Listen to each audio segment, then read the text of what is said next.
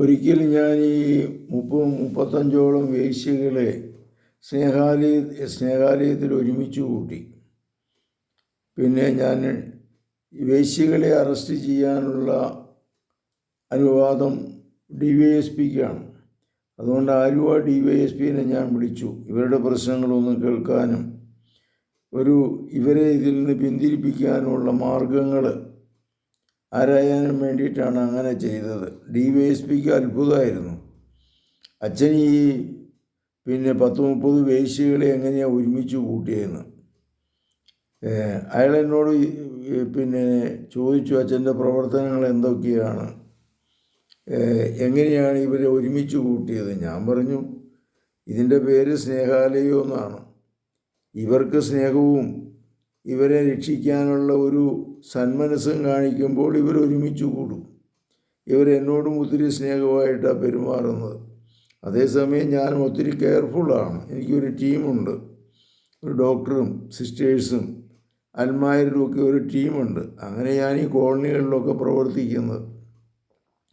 അപ്പോൾ DYSP എന്നോട് പറഞ്ഞ്, അവിടെ ഇരുന്ന ഈ വേശ്യകളിൽ ഒരു പെണ്ണിനോട്, ഒരു ചെറുപ്പക്കാരത്തി പെണ്ണാണ്, അവളോട് ചോദിച്ചു, നിൻ്റെ പേര് ശാന്ത എന്നല്ലേ? അതേ സാറേ എന്ന് പറഞ്ഞു.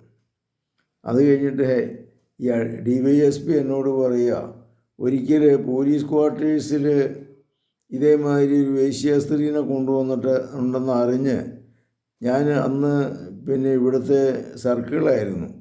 ഞാനും 2 പോലീസുകാരും കൂടെ ഈ പോലീസ് ക്വാർട്ടേഴ്സിൽ ചെന്ന് കഴിഞ്ഞപ്പോൾ ഇവളവിടെയുണ്ട്. ഇവിടെയായിരുന്നു അവർ കൊണ്ടുവന്നിരുന്നത്. അപ്പോൾ ഈ പോലീസുകാർ ഇങ്ങനെയുള്ള തിന്മയിലേക്ക് പോകുന്നുണ്ട് അച്ചോ. ഞാൻ അവരെ 2 പേരെയും പിടിച്ച് താക്കീത് ചെയ്ത് ഇവളെയും ഇനി മേലിൽ ഇവിടെ വരരുതെന്നും പറഞ്ഞ് താക്കീത് ചെയ്ത് പറഞ്ഞു വിട്ട. എന്നാലും വീണ്ടും അവർ ഈ ബലഹീനതകളിലേക്ക് തന്നെ പോവുകയാണ്. ഇതായിരുന്നു അദ്ദേഹം പറഞ്ഞത്. അത് കഴിഞ്ഞിട്ട് ഞങ്ങളവിടെ ഇവരുടെ പ്രശ്നങ്ങളൊക്കെ കേട്ടു. ഇവരിങ്ങനെ പോലീസുകാർ ആക്രമിക്കുന്നുണ്ട്, അവരും ഇതേമാതിരി ലൈംഗിക വൃത്തിക്ക് വരുന്നുണ്ട്, പുറത്തേക്ക് ഇറങ്ങിക്കഴിഞ്ഞാൽ പോലീസുകാരുടെ ഉപദ്രവമുണ്ട്, ഇങ്ങനെയുള്ളതെല്ലാം അവർ പറഞ്ഞു. അപ്പോൾ DYSP പറഞ്ഞു, നിങ്ങൾ ഇനിയുള്ള കാലം നന്നായിട്ട് ജീവിക്കുക. അപ്പോൾ നിങ്ങൾ ഒരു പോലീസുകാരും ഉപദ്രവിക്കില്ല. അങ്ങനെ എന്തെങ്കിലും ഉപദ്രവം ഉണ്ടെന്ന് കണ്ടാൽ എന്നെ വിവരം അറിയിച്ചാൽ മതി, അല്ലെങ്കിൽ അച്ഛനെ വിവരം അറിയിച്ചാൽ മതി. ഇങ്ങനെ പറഞ്ഞ് അവരെ ആശ്വസിപ്പിച്ചു. ഇതൊക്കെ ഈ വേശ്യാവൃത്തിയിൽ നിന്ന് ഇവരെ പിന്തിരിപ്പിക്കുന്നതിന് സഹായകമായി. ഇങ്ങനെ പല മെത്തേഡുകളാണ് ഓരോ അവസരത്തിലും ദൈവം എനിക്ക് വെളിപ്പെടുത്തി തന്നിട്ടുള്ളത്. ഇങ്ങനെയൊരു തലം ഉണ്ടായതും ഉപകാരപ്രദമായി. കർത്താവേ, ഞങ്ങളുടെ ജീവിതത്തെ അങ്ങയുടെ സന്നിധിയിൽ സമർപ്പിക്കുന്നു.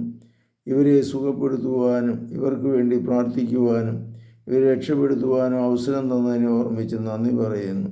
പരിശുദ്ധ പരമദിവ്യകാരുണ്യത്തിന് നേരവും ആരാധനയും സ്തുതിയും പുകഴ്ചയും ഉണ്ടായിരിക്കട്ടെ. യേശുവും ശിയായിക്കും സ്തുതിയായിരിക്കും.